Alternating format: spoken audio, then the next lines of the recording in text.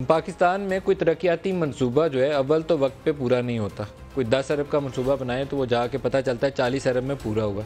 2 साल की मुद्दत में तकमील के लिए टारगेट करें तो उसको 7-7 8-8 साल लग जाते हैं, वो भी अच्छे वक्त में पूरा हो जाए। बाद मंसूबे ऐसे भी हैं जो 15-15 साल ताख़ीर से जाके मुकम्मल होते हैं। ग्रीन लाइन बस का जो मंसूबा है कराची के अंदर, उसकी भी सूरत हाल कुछ ज़्यादा मुख्तलिफ नहीं है।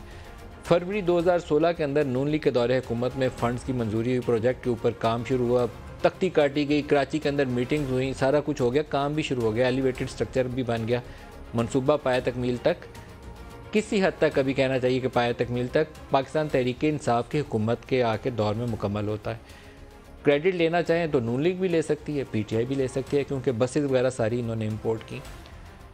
लेकिन आज एक कराची के अंदर सीन था, एहसन इकबाल पहुंच गए और वहाँ पर फिर वो एक हाथापाई, ढक्कम पेल और वो हाथ दिखा रहे हैं, खून निकल रहा है और मालूम नहीं पड़ता कि क्या हो रहा है। हालांकि इसमें कोई मज़ायका नहीं था कि अगर 2 हुकूमतों ने इस मंसूबे के ऊपर काम किया तो वो भी अपना फ़ीता काट लेते, दूसरा भी फ़ीता काट लेते। जो क्रेडिट नून का बनता है नून को दे देते, जो क्रेडिट तहरीक इंसाफ का बनता है तहरीक इंसाफ को दे देते। लेकिन कुछ ऐसा हुआ नहीं और इस धक्कम पेल ने बदमज़गी पैदा कर दी। एक तरक्याती मंसूबा था जो कराची के अवाम के लिए बनाया गया।